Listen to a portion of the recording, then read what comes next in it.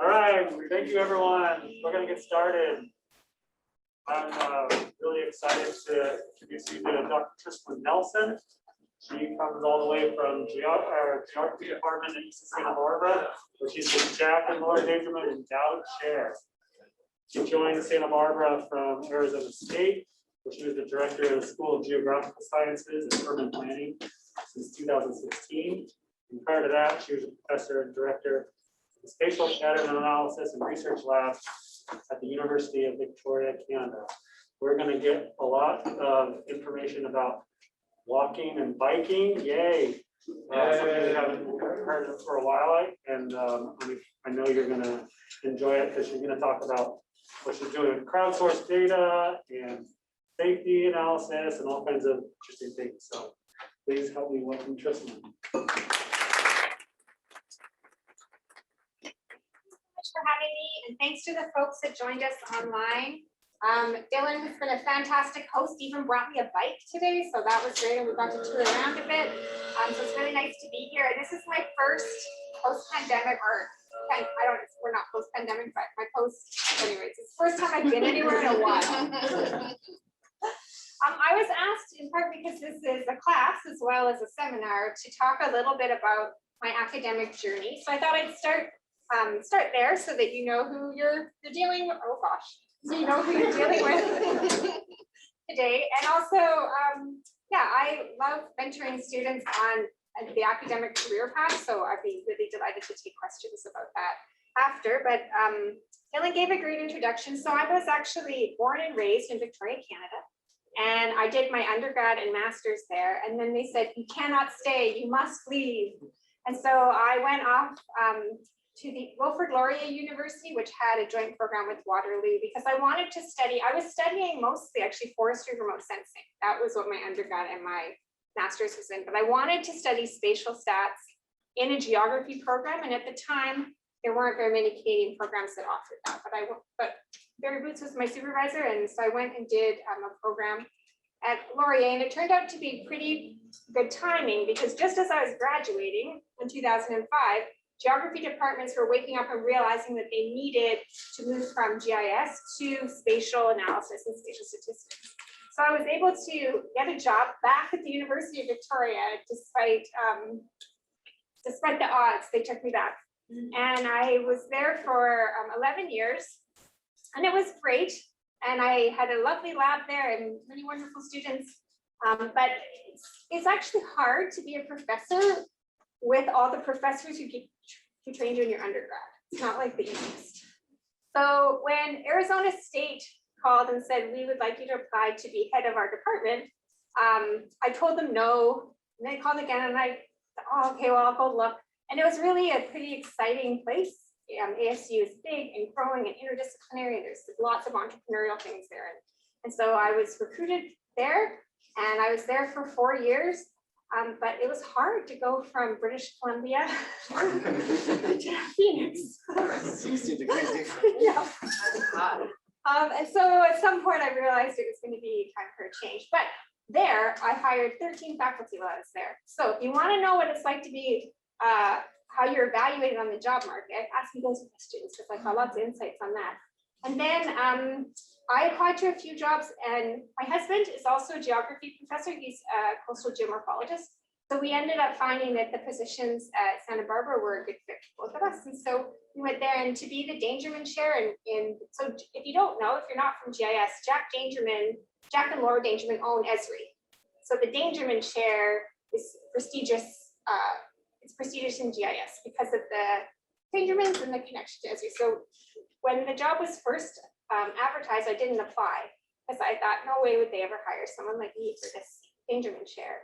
And then they didn't fill it. They decided they weren't happy with their pool, so they knocked on the door, and I was like, well, okay, I guess I'll apply. And so I threw in an application, and it ended up being really a wonderful opportunity for me. So I feel really lucky to be in that position. And I would also say, because I was interviewing during the pandemic, I did a lot of Zoom interviews as the interviewee. So if you have questions about that, that would be a good thing also to talk about. But my career has really also spanned places and also thematic areas. So I said I started in forestry, remote sensing. Then I moved into spatial pattern analysis, but I was still working mostly on mountain pine beetles and forestry applications. Then I got into wildlife. So I did a lot of work on grizzly bears where I was the data scientist on interdisciplinary teams. But then, okay, this is how it happened. But then I had a PhD student who was fantastic, and he left and got an academic job, and he started a website called RinkWatch. Okay, this is Canada. So RinkWatch is a website where you can map your outdoor skating rink, and you can say whether or not it's skatable on any given day, because the outdoor ice rink in the city where Wayne Gretzky learned to skate is no longer going to be able to host outdoor skating rinks in the future. So this is literally how I changed paths in my career. I was riding my bike home and I was thinking, that darn Colin, he couldn't have had that great idea while he was still in my lab. He had to wait. Oh. So I was riding, and then I came to this intersection where it was a pretty blind corner and I had to cross it every day. And I thought, this is the corner I'm going to die at, because I have to cross this every day and it always feels sketchy. I kept riding home and I said, oh, I know, I'm going to make a rink watch for bikes. So it's going to be this website, and it's going to be called Flip the Bird. And it's going to be where we like rant and rave about things that make us mad when we're bicycling. Oh, wow. And so I got home and I told my husband, and he was like, oh, all right, settle down, settle down. And I went back to my office, and I was sort of like, I was all fired up about this idea, and I was looking around and I realized, oh, this is actually like a legit idea. We actually need like proper reporting of bike safety information, because it's only about 20% that's officially reported. So then I ended up working on the types of projects I'm going to talk about today, but it was really like that bike ride home where I was thinking about, I was actually really amazed at what my student had been doing and thinking about how this could apply to other areas that led me to a whole new area of research. So I think it's, you know, sometimes it's a nice thing about being a GI science professor is that we're really methods focused. And so it gives you a lot of dexterity. You can move around.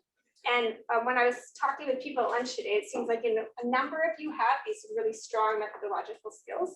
And even Gil was saying that he started out with bikes, and then he moved to electric vehicles. And Dylan came here to work on electric vehicles and then worked on bikes. So I think having good tools in your toolkit is one of the things that will really benefit you well throughout your career. Is, you know, it'll give you flexibility to follow your passions. And I'd say that is one thing that I'm a fan of. So that's me. I'm also a mom. I have 2 kids. My kids are Finn, who's 14, and Beatrice, who's 10. And my husband is an academic partner. So that is something that sometimes students are really interested in, how we navigate that sort of dual household situation. It's a lot, but I'm happy to talk about that also. So that's me. And now I'm going to talk about my research. So I'm going to talk about, I think because I've come at a lot of this work as a GIS person, a lot of my interest is in how do we create better data, better information products so that we can make better decisions about transportation, particularly active transportation. So I don't need to really tell this group too much about active transportation, but you know, it's complicated. If we could just go design cities from fresh, you know, we would be able to build beautiful bike lanes and pedestrian malls, and it would all be great. But we are handed quite often a pretty complex landscape that we need to deal with and address. And we often don't have all the data that we need to do that. So I'm going to talk about 3 kinds of data gaps that we're trying to fill. So first is around bicycling safety and pedestrian accessibility. So these are data sets that can be quite limited.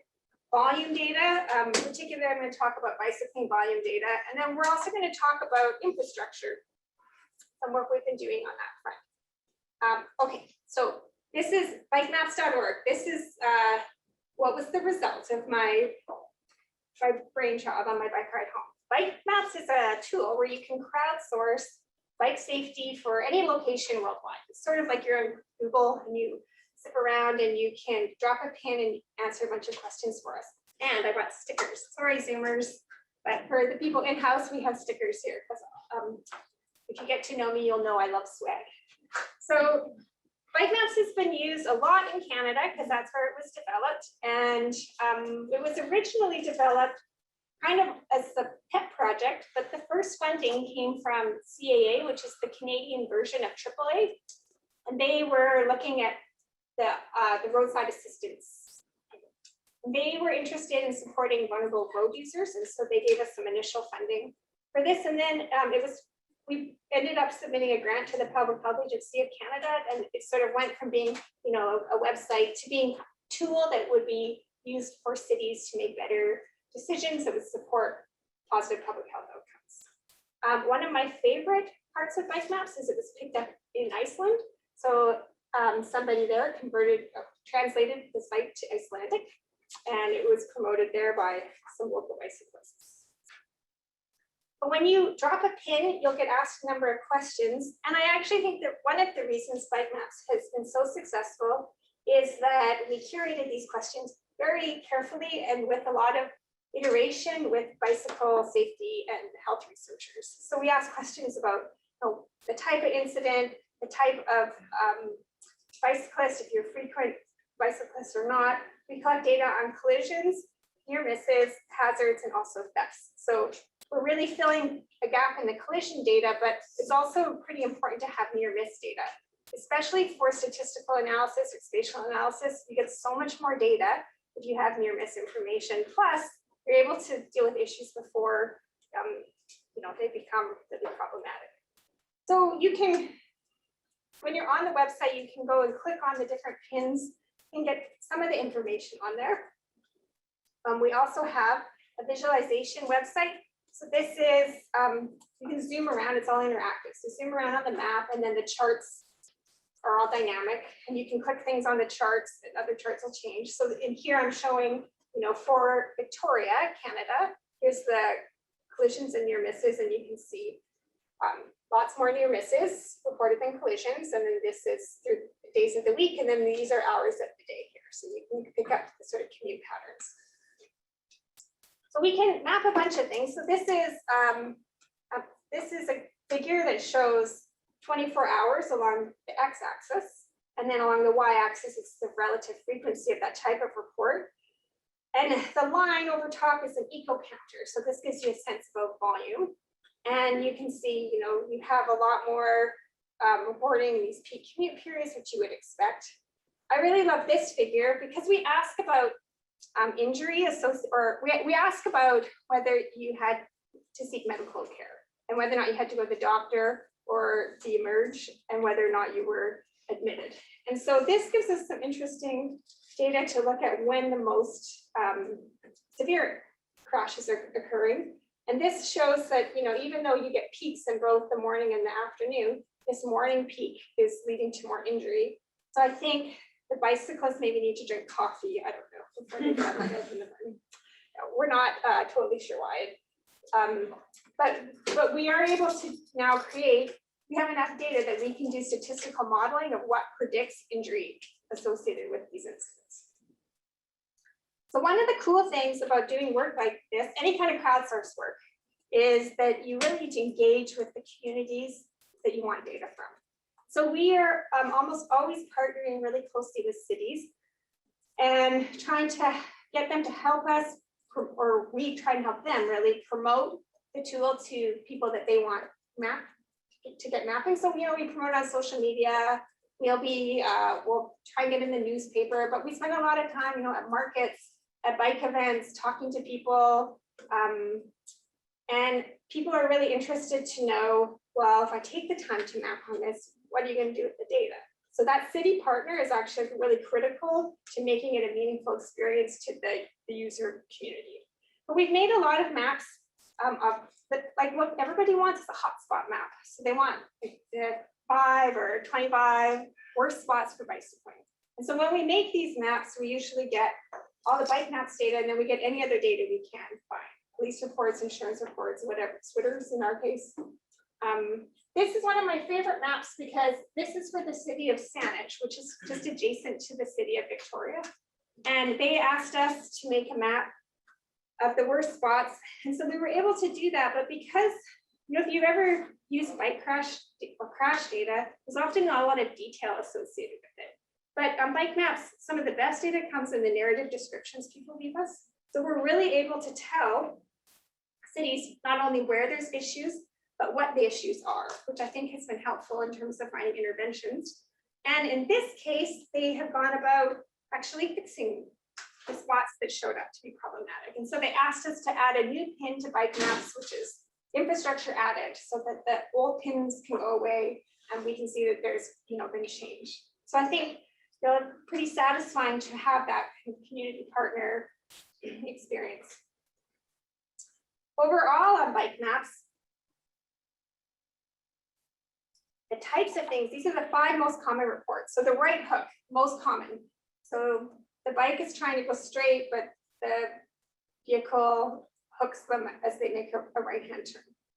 It's also one of the easiest to fix in terms of how you set up your intersection. All you have to do is put the bikes in front of the cars, and then it's better. So I think some of these are easy to fix, some of them are hard. So we have right hooks are really common, side swipes or close passes, vehicles failing to stop at an intersection, the left cross, and then really be careful at the in and out, because there's a lot of issues actually with drive-throughs and cars. So with bikes, cars coming out of drive-throughs and impeding bikes.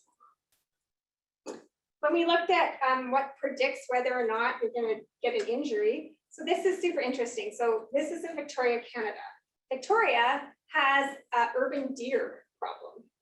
And so one of the things that showed up in our model for Victoria is that the urban deer, we had these collisions with animals, and they were actually leading to very severe injuries for people.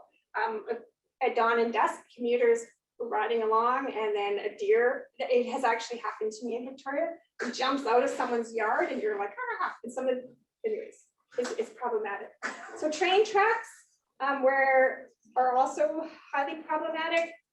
It's interesting because we did a bike tour today, and we were looking at a junction that had kind of a groove like a train track.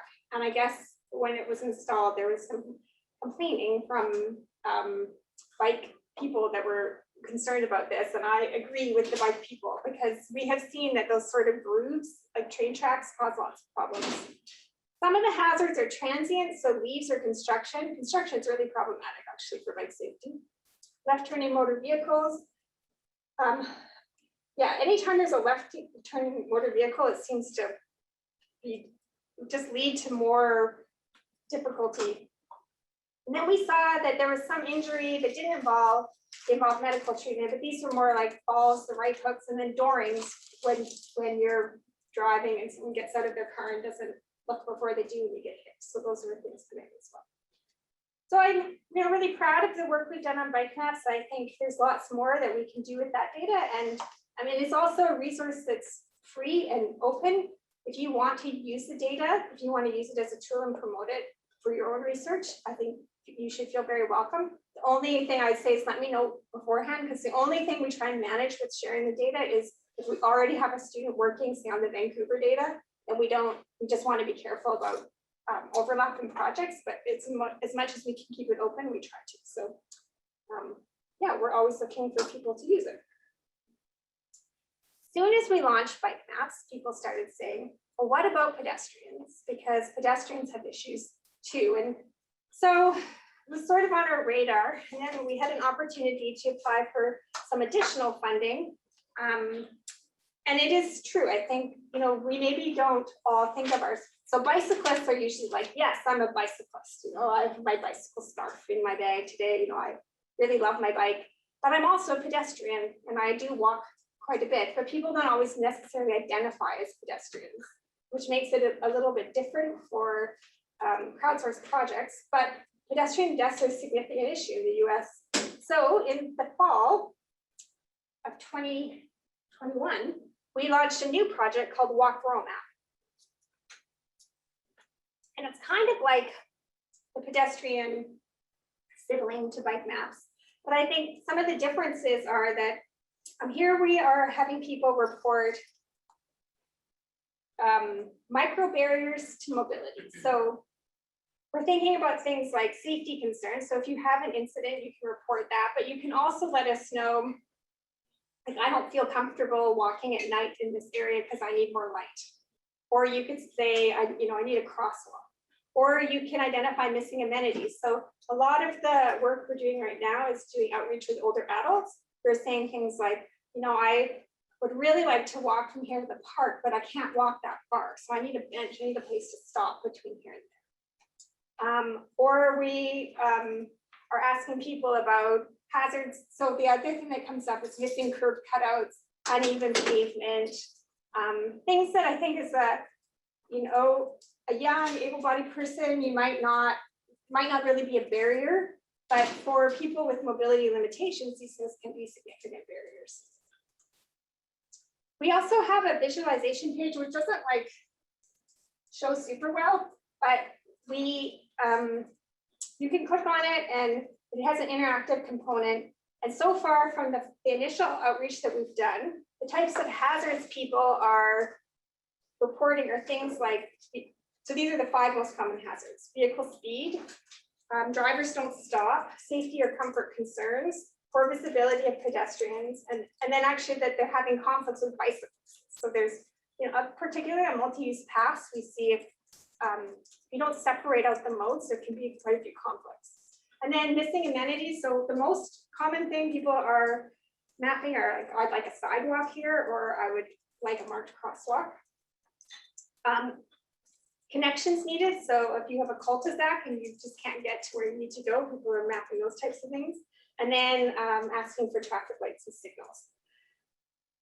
So I think the big difference in how we're approaching outreach is when we launched BikeMaps, it was like a lot of social media, talking to bike advocacy groups, you know, sending things out through the newspaper. Whereas with Walk World Map, it's much more about stakeholder engagement. So we have graduate students that are going on walks with older adults and helping map as they do that walk.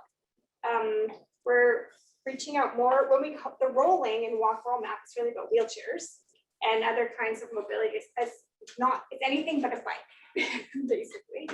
And then also trying to reach out more to underserved communities by building partnerships with, you know, trusted members of communities that we're maybe not apart from, but no need a voice in these kinds of data sets. Okay, so that's the safety and the access pieces. So we're crowdsourcing those things.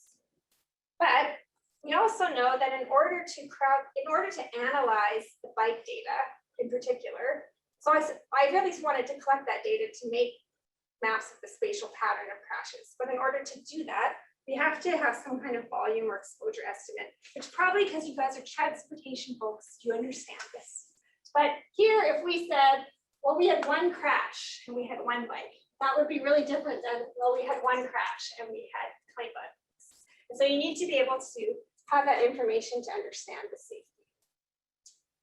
And so there's a few ways that bike ridership data are typically collected. So there's lots of examples of really great community programs where you have volunteer counters who go out and count the number of bicyclists going through an area. And then there's also things like eco counter. I learned the mystery of the missing eco counter here. It was hit by a car. Oh, yeah.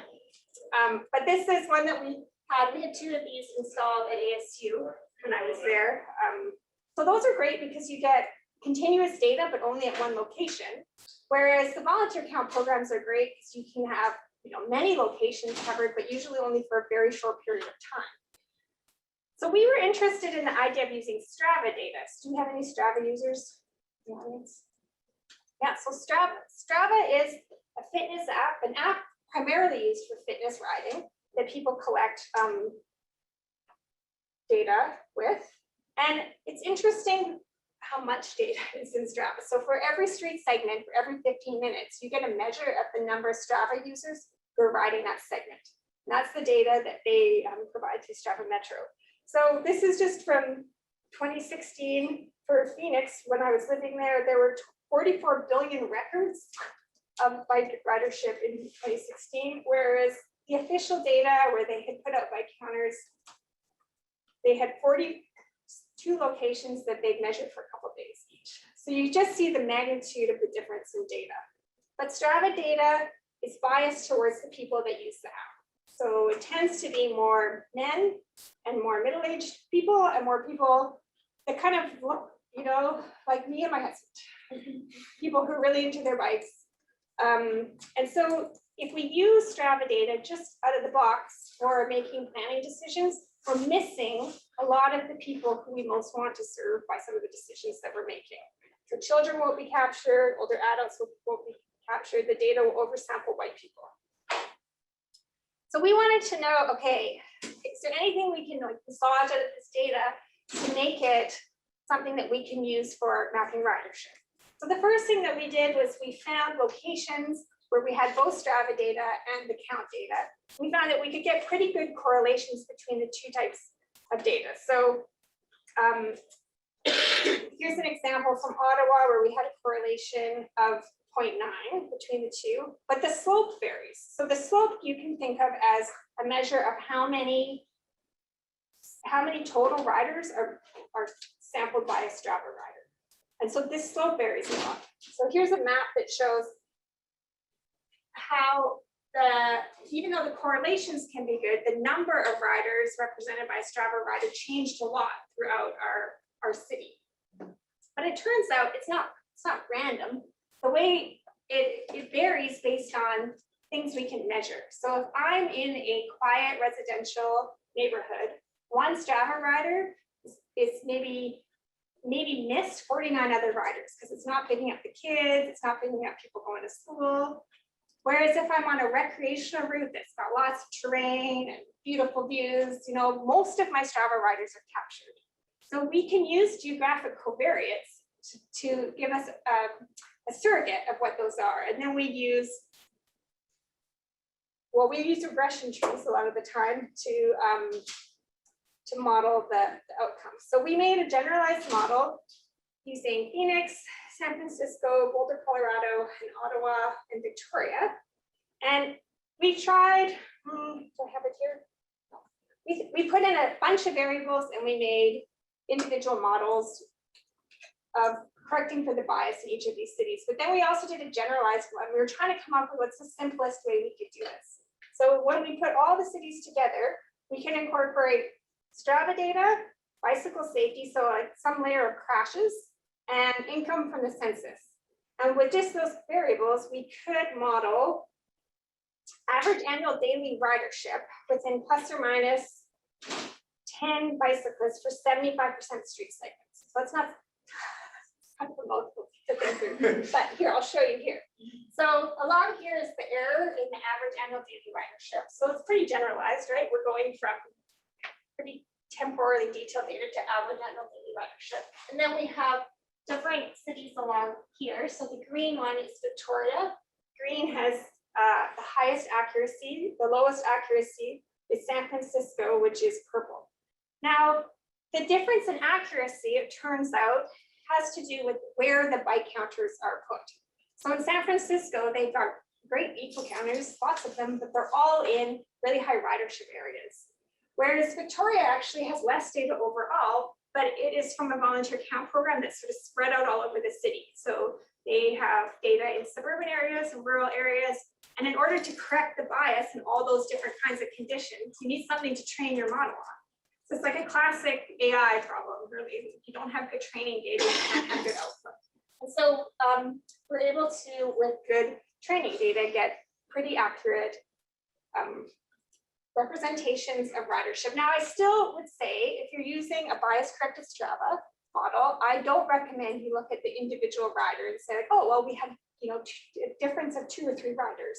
I don't think that is the granularity at which we would find this a good use. But we can definitely say we have high, medium, and low categories of ridership all across our city, which is a big leap from where I think we started. An interesting thing, and something that I didn't anticipate, is that the representativeness of Strava changes over time. So this is a study that we did during COVID, and we looked at Victoria and Vancouver. So these are 2 Canadian cities, West Coast, both have lots of bicycling. Victoria is a lot smaller than Vancouver. But this is 2000. This is 2000 and this is, yeah, thank you. 2019, this is 2020. 2019. And here you can see the percentage of bicyclists that were using Strava. So 5.7% of bicyclists were using Strava. And here it was 7.2%.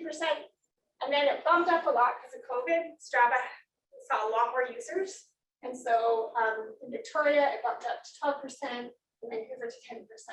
And then these are the R squareds. So how correlated was the Strava ridership to all ridership. So starting on Vancouver, that R squared of 0.4 is not too great, but as more people took up the app, the R squared went up quite a lot.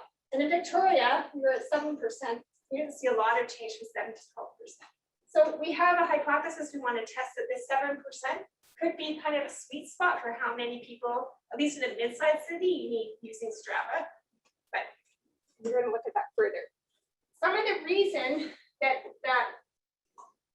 we saw so much change was because of who was using Strava. So in Vancouver, we saw a lot more women were using Strava. So if you just took the women sample, you could actually get the strongest correlations. And it might be that women are a good indicator species, going back to my wildlife days, for all bicyclists. It might be that it's better to make these models just pulling the sample of women. And then, yeah, over here we saw, these changes in weekday versus weekend ridership. So people were changing their behavior during that time. Quick question about Strava. Do everyone have to share their data, or maybe also a bias of who is sharing? Everyone shares their data. Even if you use Strava, you share your data. Yep. One use of Strava, and I actually threw these in after a conversation I had this morning, is this is some work we did a while back in Ottawa. But one thing I noticed in active transportation planning and implementation is there's not always funding put aside for data.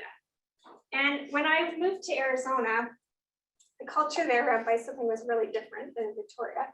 And right after I arrived, they were ripping out a bike lane. And I was, what is going on here? And they said, well, we don't have any data that anyone's using this. No one ever sees anyone in this bike lane. And it slows down the cars by like 45 seconds or something along this like main arterial. So people were unhappy, and so they were ripping out the bike lane, which it was kind of a crummy bike lane anyway. It just had some bollards down this like super busy street. And it made me think like, well, we actually do have data, historical data. We can use Strava, even if we didn't think to collect data, if we didn't put money aside, we can go back and get that data. So this is a map that shows change in ridership between 2 years in Ottawa, Canada, where red is an increase in ridership and blue is a decrease. And we ran on a network these measures of spatial autocorrelation, which allowed us to find clusters and outliers. So where do clusters of street segments all change in the same way? And that is more than you would expect given the mean change, basically. So we're finding extreme clusters and outliers of extreme change. And then we gave it to a bunch of urban planners at the city, and we said, what's going on with this map? And they were able to say, oh, okay, well, we see a decrease over here in A. Here, we put in a new bicycle and pedestrian bridge. So we saw a decrease and then movement of the bikes to a different location. Or there was construction in this area. So some of the decrease we're seeing is that we just stopped bikes going through there for a particular period of time. So this was encouraging to me because it meant that the patterns that we were able to pick out of the data actually meant something to the people that were working in that area. So I think it's good to keep in mind if you get your, if you're working with a city and you have that situation where there was no baseline data, we can go back and get it, and we can even bias correct it. So in this, we haven't really got our bias corrections sorted out. So this is done without bias correction. But now that we have bias correction, it just uses 3 variables. I think we can, do better. Then here's another one. So I started out saying that this work we started because we knew we needed exposure measures.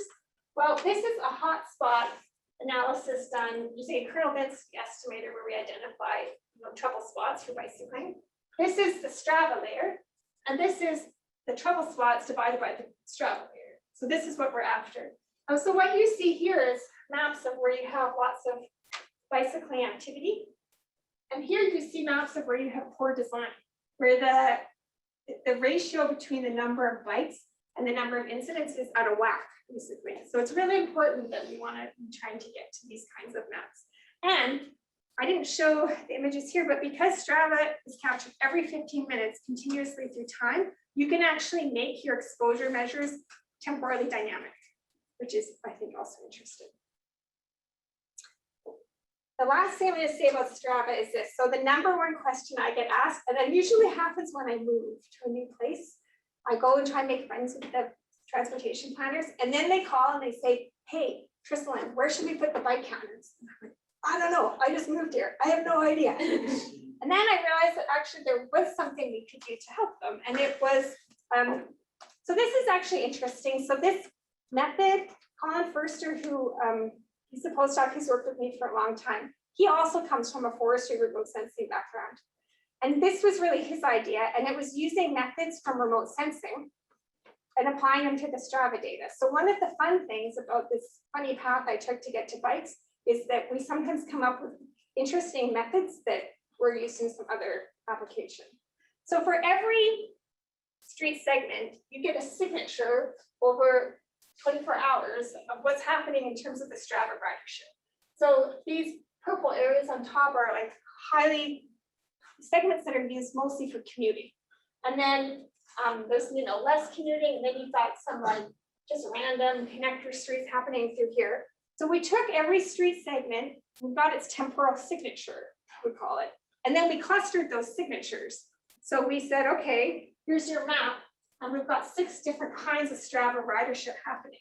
And so we would suggest that even though we can't tell you exactly where to put your counters, you should stratify your decisions based on these clusters. So get some in each, because then you will have that nice representative sample of data that you need to bias correct your Strava, to track ridership through time. Because as I mentioned before, what happens most of the time is people put all their, or cities put all their counters in locations with lots of bikes. And so then it really doesn't give us a good sense of how things are changing over time. So we think that this is a starter point. We're working on a paper now where we've incorporated Strava with a bunch of other data sets, because it might not just be that you care about volume when you're putting out your counters. You might also have questions about equity. You might also have questions about infrastructure. You might have questions about land use. So you can incorporate all those into a clustering algorithm. And so that's kind of the next iteration of that work. Okay, last but not least, infrastructure. So this is work that's really led by my colleague, Megan Winters. So almost all my work is with my collaborative BFF, Megan Winters at Simon Fraser University. So she's a public health professor who does a lot of bicycling work. And when I was shopping BikeMaps around trying to figure out who would fund it, I went and met with her in her lab. And it was like, do you have any ideas about this? And anyways, it just spawned this wonderful collaboration. But this work is really led by her. And it is thinking about how do we map infrastructure? So we're talking at lunch a little bit about how infrastructure can be problematic because we don't always know when it went in.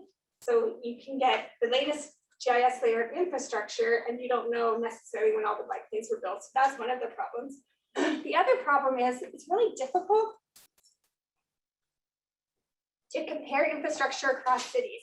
So if you ever go to the open data portal for a city and then you download their data, how they map bike infrastructure is all over the place. Just the labels that they use are really different. The quality, the completeness of it can vary quite a bit. So we've been playing with using OpenStreetMap in Canada to map infrastructure.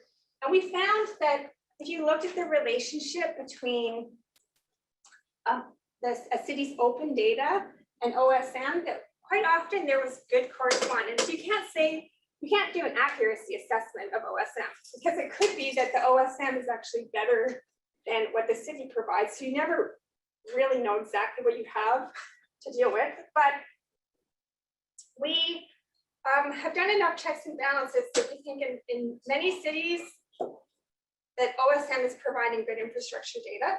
And Megan's team has been working on, okay, how can we classify infrastructure from OpenStreetMaps? So she came up with this Canadian Bikeway comfort and safety classification system.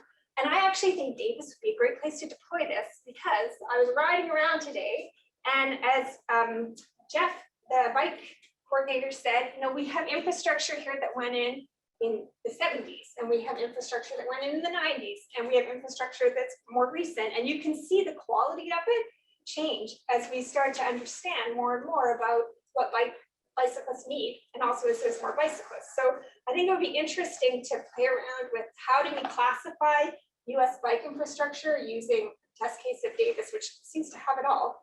So in here, though, we've come up with 3 different classes where we talk about high comfort bikeways, medium comfort bikeways, and low comfort bikeways.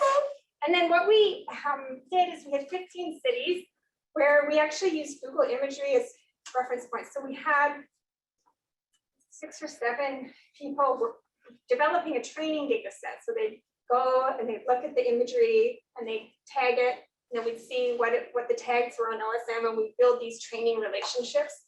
And then we went and basically classified the rest of the OSM data using that. So we were able to classify with an accuracy of 70%, and with just presence or absence, 80%. And the big issue is that people are using really different labels. So one thing I would say is it would be super helpful if, as a group, the bike researchers could get behind the idea of using a common labeling system and also common data sets. So I'm a big proponent of, like, let's get behind everyone using OSM so that we can all benefit from it, so that everyone can benefit from the work. So that is my plug for the future. Okay, so that is what I've been working on. So I just wanted to share some of the things going forward. So the thing I'm most excited about right now is a theft survey that we're doing with Bike Index. So I'm really interested in this idea that if you get your bike stolen, it might change your bicycling behavior. And this kind of came up, I started thinking about it when we went to the movies as a family and my son's bike got stolen. It was the saddest day. I was there with he's probably 11 at the time, and he was just so sad. And we never rode our bikes to the movie theater again. After that, it was off limits. Like, no one could stomach it. It was too sad.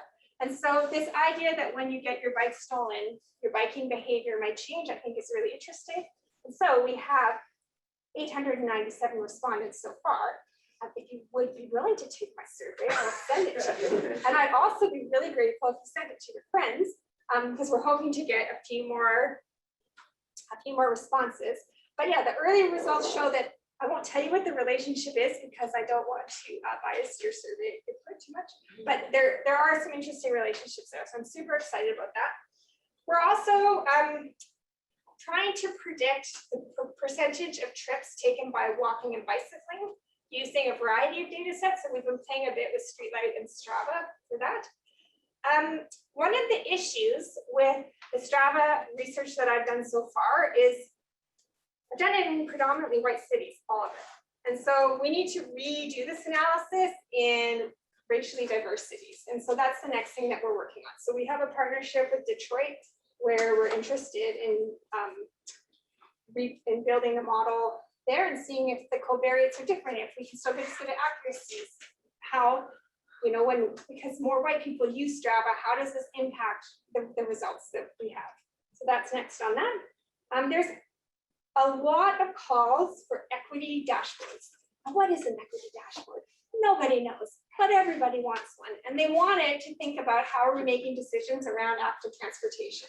And so this is something that is kind of in the formation stage, but I think part of it is going to be thinking about what people want to measure and then mapping that out to what data is actually available for doing that. And also thinking about things like safety, but also thinking about things like access. And the big thing on my mind is if you look at Santa Barbara, which is a pretty high income area, but also in our county is a predominantly Hispanic community called Santa Maria. And if you look at bicycling safety data, the story is Santa Maria is a very safe place to ride your bicycle, whereas Santa Barbara looks pretty bad.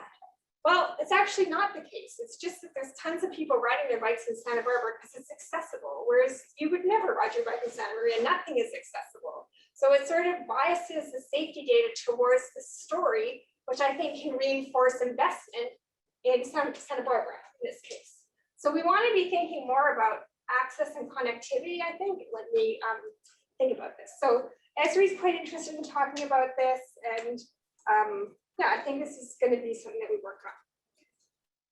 A lot of my promotion about BikeMaps and walkable maps is done when I was in Canada. So watch out, US, here I come. We're going to promote it here. And then because we're now working with more pedestrian data, we're wrestling with how do we model pedestrian exposure. So I'm here to talk to Dylan about that, but we ran out of time. Okay, and then some of the lessons that I've learned through this work that I think are important is, for starters, crowdsourced data are not representative. I think that's really, I think they can answer questions that you can't answer any other way. I think they're super valuable and they can fill gaps, but we have to be really thoughtful about how we're utilizing them and what data we're integrating them with. Outreach is needed for, if you want to improve the representation of your data, then you're going to have to find new ways. I'm going to have to find new ways of promoting my crowdsourced tools to underrepresented groups. Otherwise, I'm just going to use this data to reinforce the dominant who already has power, who already has access. So I think that is becoming, really front and center in our research. The other thing is that official data are not always representative. So you think, okay, well, we'll download the Twitters data and then we'll have the crash data. Well, that crash data is also not including everyone. So it tends to be more collisions with vehicles. If you are undocumented, are you going to report your bike crash? Well, you're probably less likely to. So I think this idea of spatial data and what is representative and what isn't is really a critical question in GIS science right now that we need to be grappling with. We need to be working in more racially diverse cities. And I also think that the generalizability of some of our results is unclear. And so we've been thinking about how we can figure out, when we do bike research, if you made an infrastructure change in Davis and you made the same infrastructure change in Phoenix, you might not expect the same outcome, but I don't think we always have a good sense about who to partner up with when we sort of make these decisions. Who are our best comparators? Where should we learn from? So we've been thinking about how to come up with more generalizable results. Okay, I have to show that this is the work of many people, several of whom are here, and I'm really grateful to my collaborators. Also, if you want to stay in touch, I've got stickers, so please take one, but we have these two tools that we're working with, but I also have a podcast called Earthquest Humans, which you're welcome to tune into anytime. And I have to give a shout out to this because I'm so proud and excited about it, but just 2 days ago, Mike Goodchild, who was the original Dangerman chair, and Don Wright, who's the chief scientist at Esri, and I wrote a paper on accelerating ethics, empathy, and equity in GI science. And it has a podcast episode that goes with it where we have a conversation. And it talks about a lot of these issues. So we talk about spatial, the privacy issues associated with spatial data, about how you're having problems with representative data in GI science and with GeoAI algorithms. And we talk about diversifying your network and open science. So there's a number of issues that I think I touched on today, but I'm mostly just so proud and excited about this paper. And then lastly, this was the day that BikeMaps got launched. My son just had his first date, so you can tell the times have changed. But the newspaper came and took a picture of us. It's still my favorite picture, so thank you.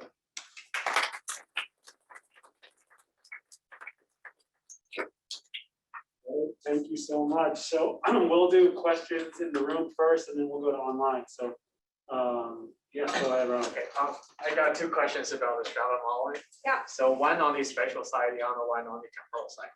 Okay, So well, on the spatial side, have you ever considered any like a spatial device covariates, or you treat each location and trips as ID samples individually? Like spatial code features covariates in general. That's the first question. Second question on temporal side, I'm assuming those locations are more like a stationary in time. So if you consider any like a temporal kernels within dynamic time wrapping, got all the hard. kind of, yeah. So we do have to do some dynamic time warping to get the curves in order to do the clustering. We do that. Okay. But not on, we don't do the device connection, we just match because we often have, the counter data is often different, like in one place you'll have it for 2 hours, another place you have it for, so we match all that up and then we predict it to the average annual. Got The spatial question, we actually do the modeling, and so everything is aspatial, and the spatial part is basically not. Okay, so how do you measure if the two locations are close? Or do We you don't assume exactly. any correlations about those locations or We don't. treat it as a, okay, So we could, that could be interesting. thanks. My question is more on the crowdsourcing, and I have a couple. But from the crowdsourcing, one aspect that I was unsure is how do you make sure they're reporting correct data? Like, because you're actually giving this to the cities, like how do you make sure it's a real report? Yeah. And not like somebody made it up. Sure. And then the added part of the problem is like, because you're having some biases in who's reporting, what do you think are the challenges, or what do you think are the issues with the app and why people from more diverse backgrounds are not using the app? So I don't know, maybe age, language, so maybe those.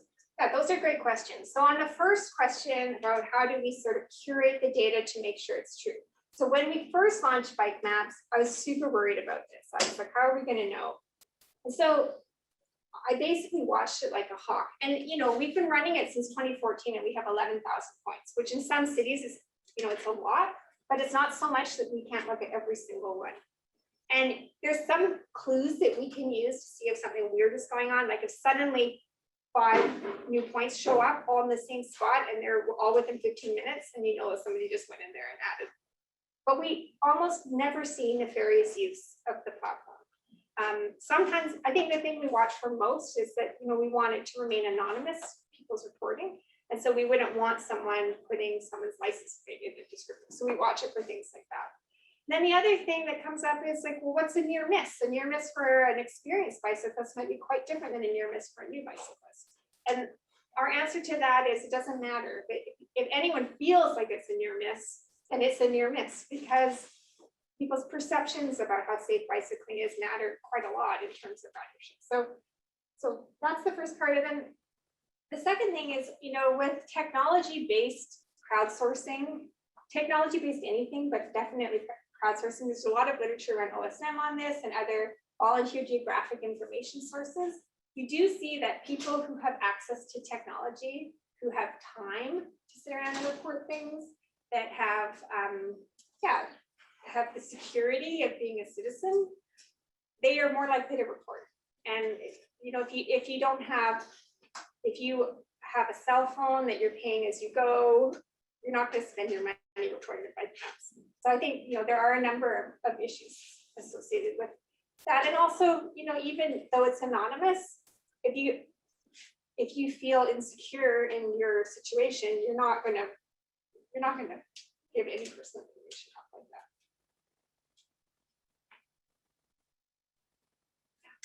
Could you talk? Sorry. Could you talk more about how you bias correct for the Strava data?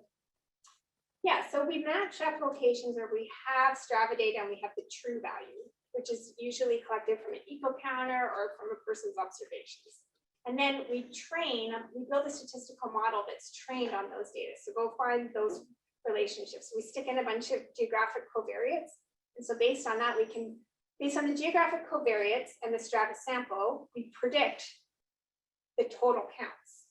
And then once we have that model trained, we can say, okay, go out and find all the other locations with similar characteristics and assign them these values. Does that answer your question? Does that look at demographic? So we have put demographic variables in, like the percentage of women that live in a particular area, that has sometimes come out as important. Income comes out as important. So yeah, who makes up that neighborhood in terms of residents is important. Follow-up, do you train on the daily data and then predict for the annual? Do you train on the annual? We train on the, Train on the annual. The annual. I haven't done it. I have to look and see, actually, I can't remember. Yeah, because I couldn't solve in the tape. We struggled with this problem. We can find the code. Yeah.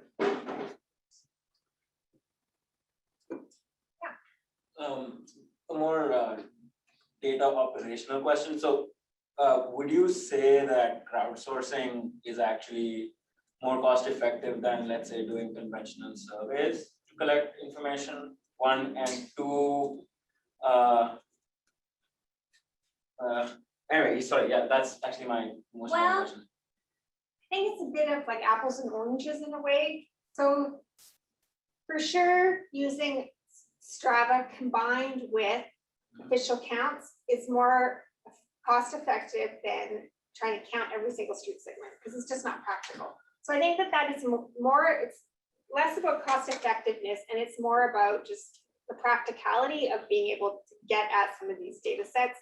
In some cases, I don't know of another way to do it. So the crowdsourcing allows us to get types of data that we can't get other ways. Right. And I remember the second part was, how do you, since you're still doing this digitally, how do you actually operationally compete with people's annoyance with having too many apps or whatever else? So how do you make sure that people actually take the initiative to do this rather than something else? I'm more annoying than their apps, I think, is actually the answer. So you can only get, so the only way these crowdsourcing projects work is when we have a local champion on the ground. So you have to have, we either have to have connections with the city, or there has to be a bike advocate that calls us and says, if we're desperate for this data, and then we support them. But you have to let people know and talk to them about it and show them what you're doing with the data. So you just have to keep showing up. Thank you. I think you cover it, but it seems like we're going back to the same story. I feel that bicyclist advocate coalition is already the most biased kind of group of people that have time and money. And when I worked with transit coalition, they said, oh, when we really need people, we go to the bicyclists because they have much more power than what the transit. How interesting. And then on top of that, we put another very, very biased system of the crowdsourcing.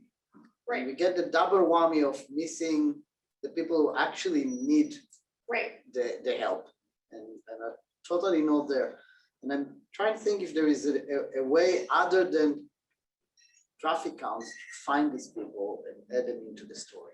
Well, so the way we've been advised, and the next sort of thing that we're trying is that it's less about me trying to reach out to all the bicyclists, and it's more about me trying to reach out to trusted members of diverse communities who can reach out to the people that might want to provide data. So I think, yeah, I can't just swan into a community and be like, hey, I'm here, give me your data, but I can, have stakeholder meetings and build partnerships and show people what I'm going to do the data and give the data to those people. And I think it's just hard to find funding to do it. I think that's the big issue, is that there's a lot of students that would like to do this work even, but it's really hard to find who's going to fund it, especially once you have a tool. So this is like a big issue with crowdsourced projects, is who's going to fund it. So what we end up doing is we write grants to ask questions that utilize these data, and we hive off a little bit to support the technology each time we do that. But it is hard to find places who want to pay for that outreach. Do you record sociodemographics? So as you sign up, put information into BikeMaps, you know the user demographics. Yeah. Yeah, well, voluntarily. Volunteer. And can you tell us an idea of how often people volunteer their sociodemographics? Actually, most of the time, at first, it was funny, when I first launched BikeMaps, I was obsessed as I can. And so I would sit every night on my computer and look for the data. And so when my husband saw my mood dipping, he'd go and add a few like hazards in for me. And I'd be like, more data. And then finally, he was like, I don't know why you asked for demographic data. I never give you my demographic data. And I was like, what? So we realized that we needed to do a better job of communicating why we were asking for that data. So now when we ask for it, we say like, gender, it's a really important predictor of safety. And so we do. So actually Colin has a paper in the early days of BikeMaps where we took, for Victorian surrounding area, we looked at their surveys of who rode. So you could see age and gender of different bicyclists, and then you could see the age and gender of who was reporting to BikeMaps and see where there was disparities. And so I think doing that kind of work is is super important. But even like the bike theft survey that we have out, we're collecting race data with that, and it's like, 96% of the respondents are white. So it's a problem, I think. And yeah.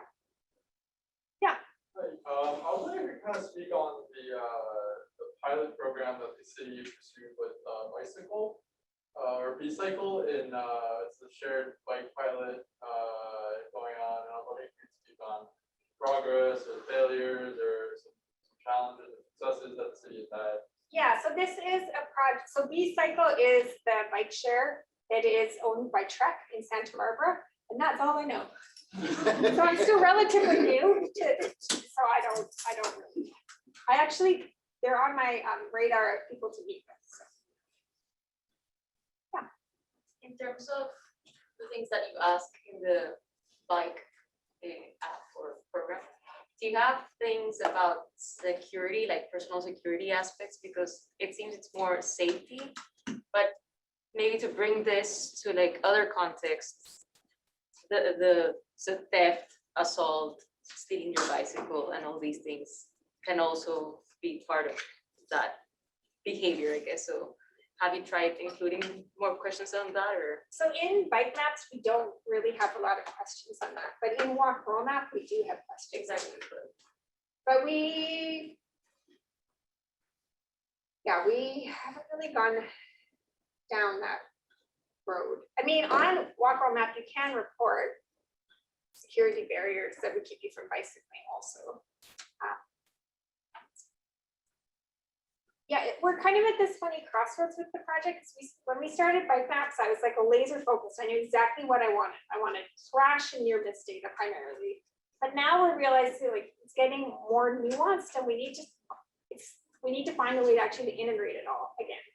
So I think you're hitting on some like of the gaps for sure. If you're adding Davis, we have a lot of BUIs here. DUIs? Bicycling under. Oh, yeah. Oh, yeah. We used to ask people if they were drinking, if they were under the influence. And it turned out like in our first like 4,000 reports, only one person had ever been under the influence. Oh, We're like, we're pretty sure.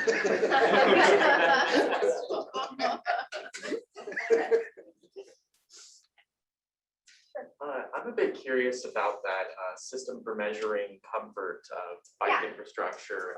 I'm curious if that data is ever shared with services like Google Maps to help help them display the most comfortable routes for people who are trying to get from point A.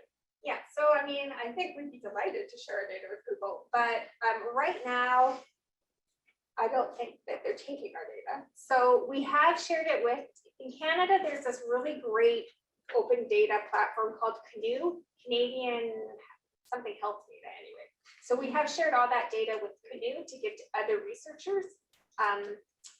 We also, like when we started BikeMaps, actually that's what I thought we were gonna do. I thought we were gonna do routing algorithms to avoid crashes.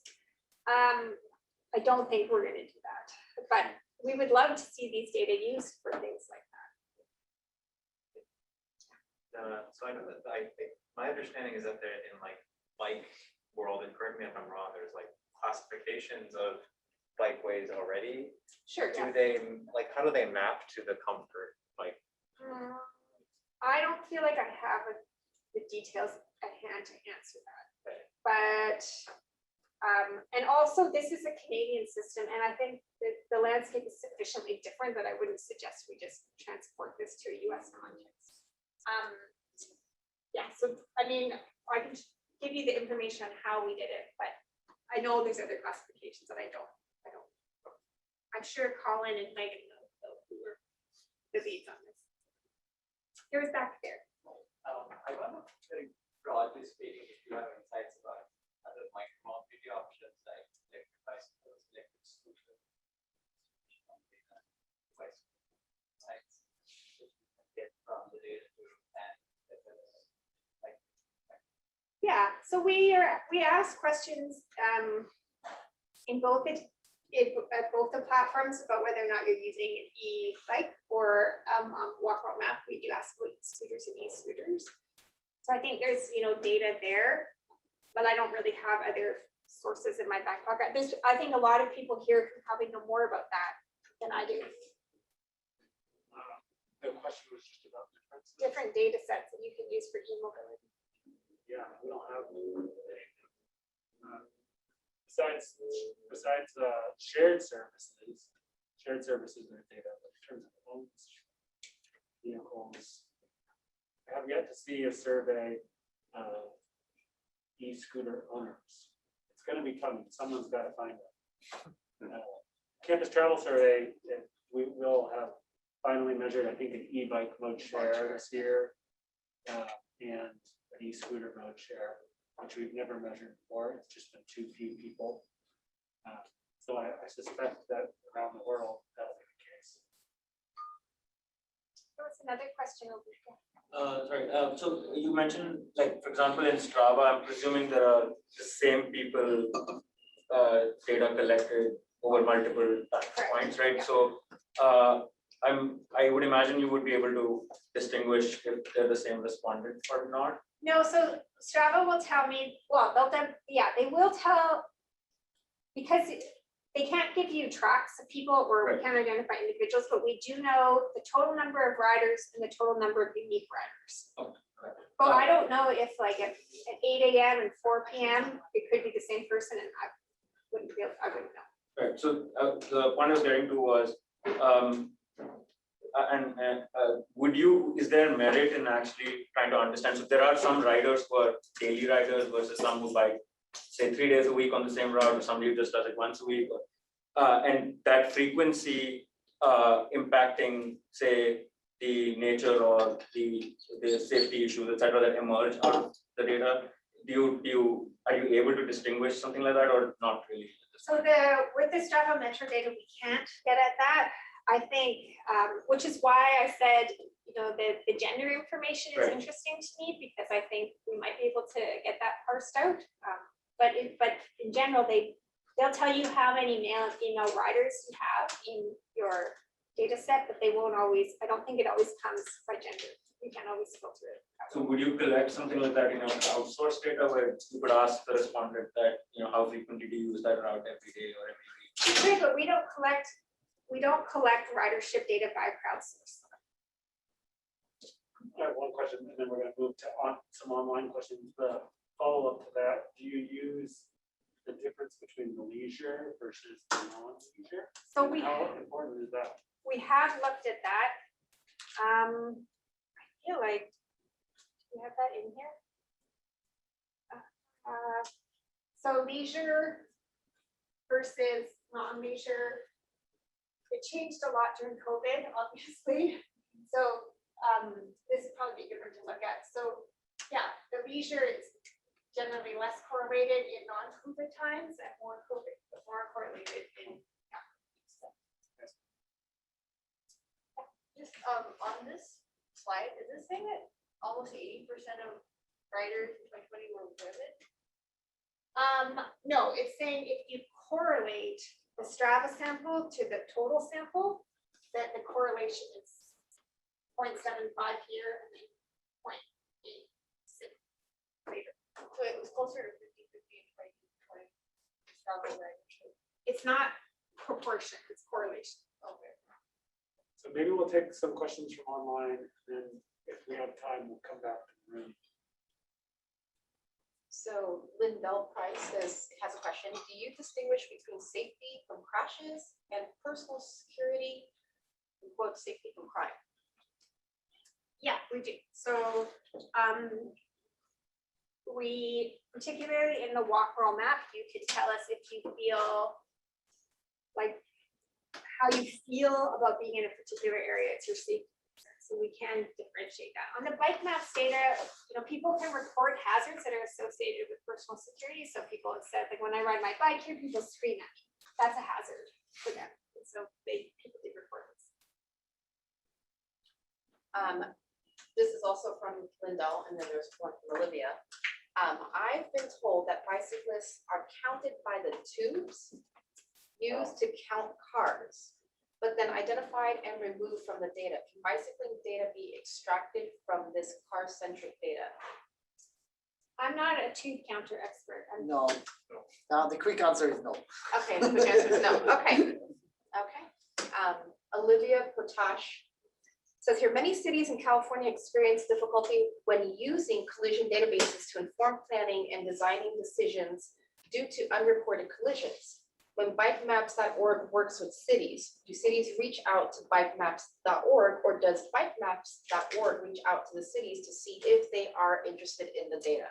It depends. So when we first launched, we were reaching out to cities. We'd even host competitions and be like, hey, send us a video of why you want to be a BikeMap city, and then we'll come and help you. So so we've done it that way. When I moved to a new place, or when one of the team members is in a new place, we often reach out to the cities, but increasingly cities reach out to us, and we love that when that happens. All right, we have a few more minutes. Do anyone have any more questions? Yeah. I'm a bit curious about just like your general like outreach and Yeah. stuff with BikeMaps. I mean, what are some strategies like moving forward for getting the word out about this service?